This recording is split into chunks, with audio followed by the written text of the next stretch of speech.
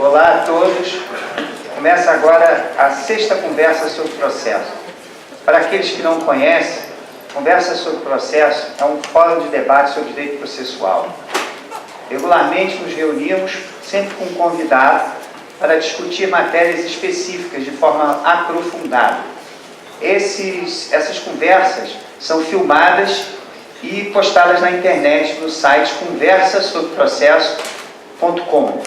Quem quiser depois assistir essa palestra, ou essa conversa, tem como as que já fizemos, as outras que já fizemos, que também foram gravadas e postadas, fiquem à vontade, estão convidados, serão muito bem-vindos. Hoje, a nossa conversa será sobre mediação, que é o tema desse congresso.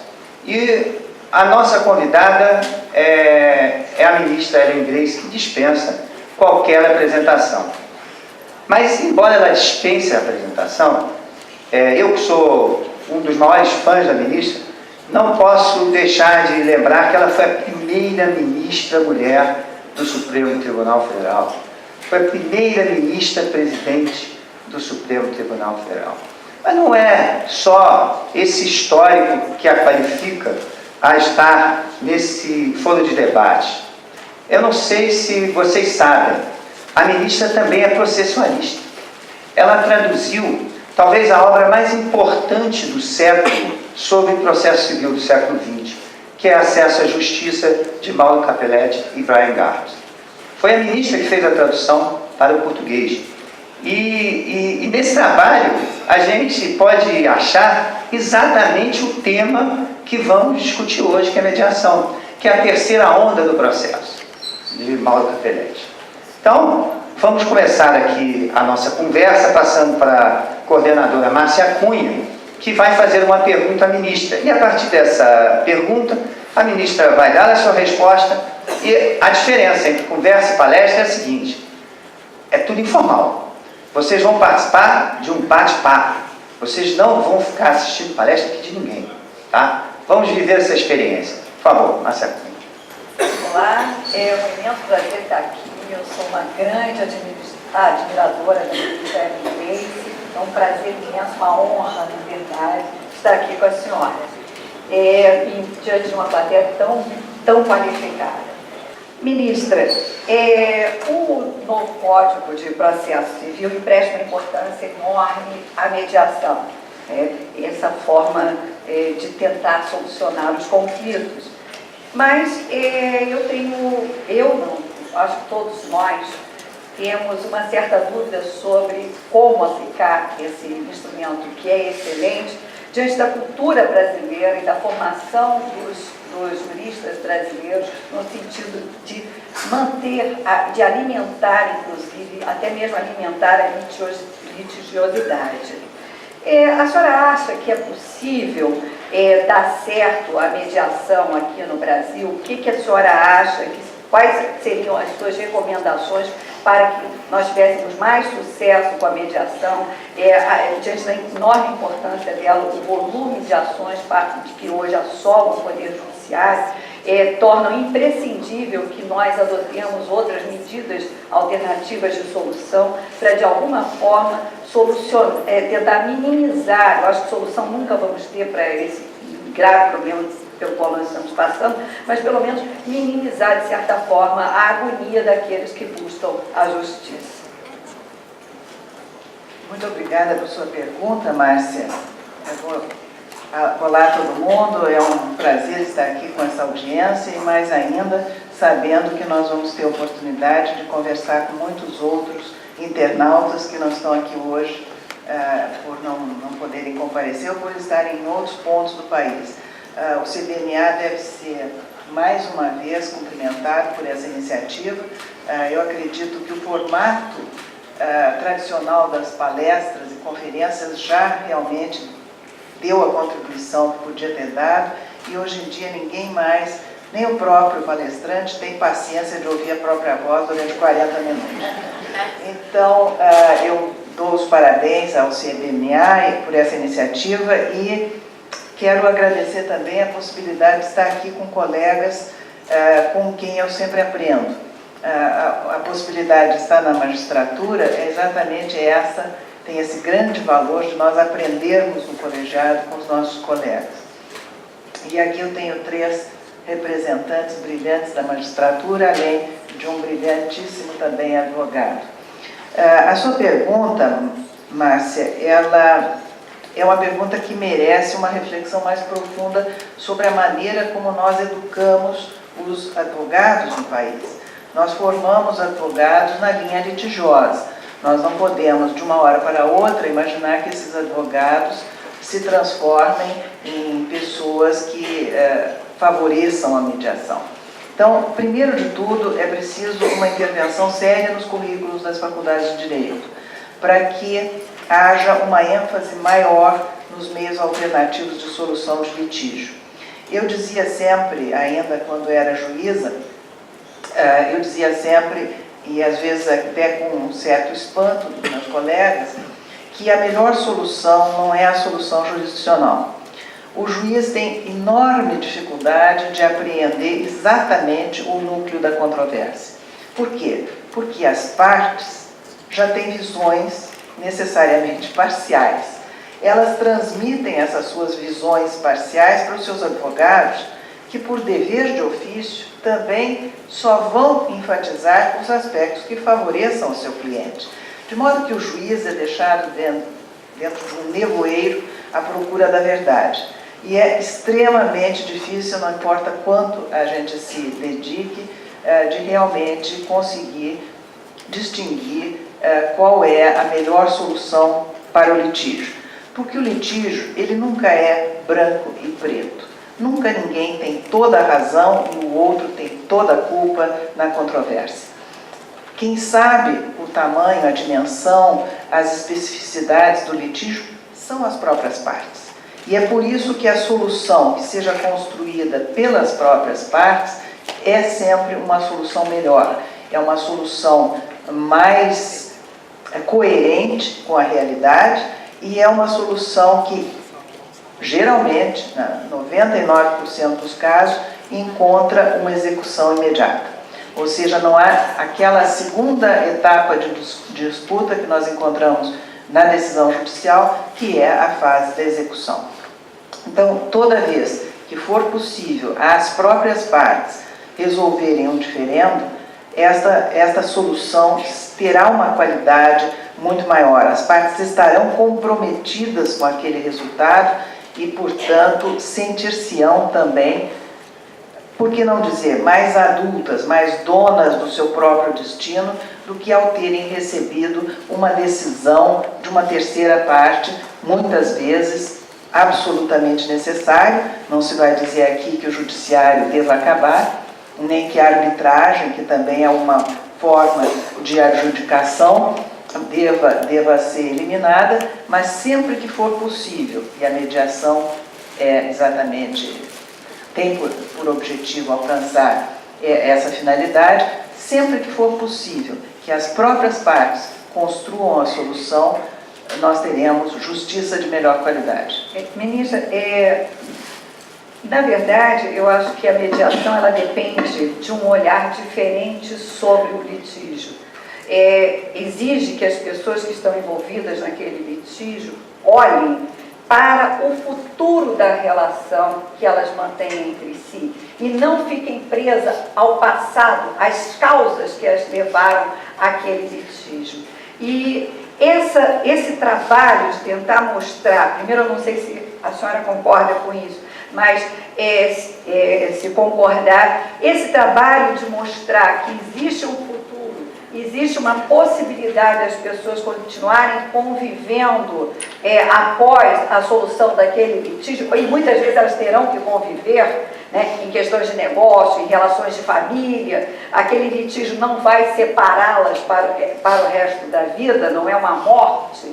E esse trabalho de convencê-las me parece ser um trabalho técnico, que existe também uma certa especialidade para conseguir mostrar isso para as partes. E eu acho que se conseguir mostrar isso para as partes, talvez fique mais fácil delas se comporem. O que a senhora acha? Sem dúvida, Márcia. A técnica de mediação não é uma técnica que qualquer um possa exercer. É preciso realmente uma formação, porque ela tem muito de psicologia. Trata-se de, primeiro de tudo, garantir que o diálogo não se interrompa.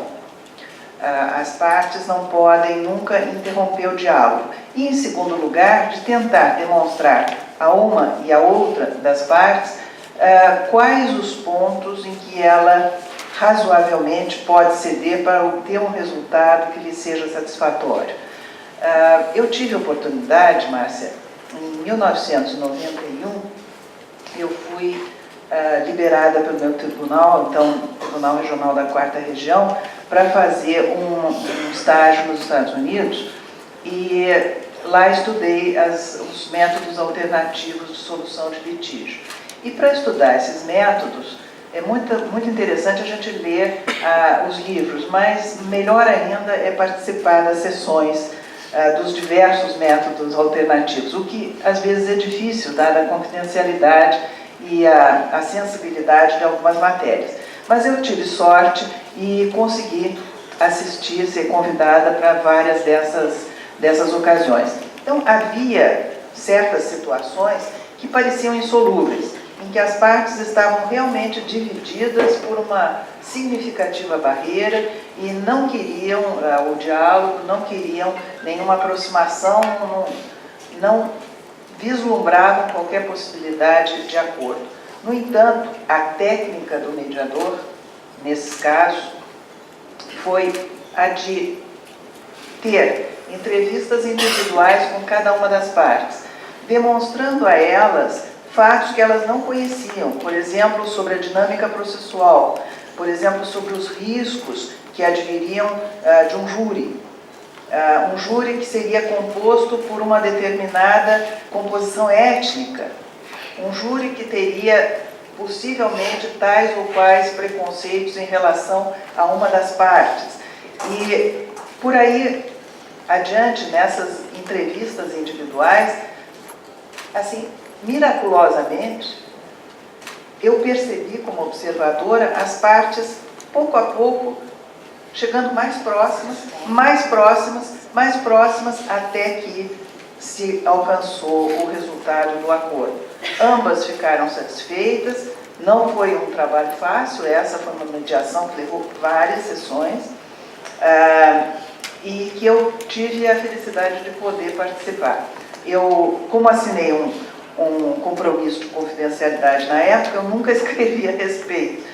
E até hoje, já passados tantos anos, ainda me considero, de certa forma, comprometida com essa confidencialidade, de modo que eu não divulgo nem nomes das partes, nem detalhes, mas era realmente um caso muito grande em que a técnica do mediador foi fundamental. Portanto, na minha opinião, não é qualquer pessoa que serve para resolver qualquer problema. E não é qualquer problema que se presta à mediação. O importante é sabermos que existem muitos métodos alternativos e que um deles talvez seja apropriado para aquela circunstância.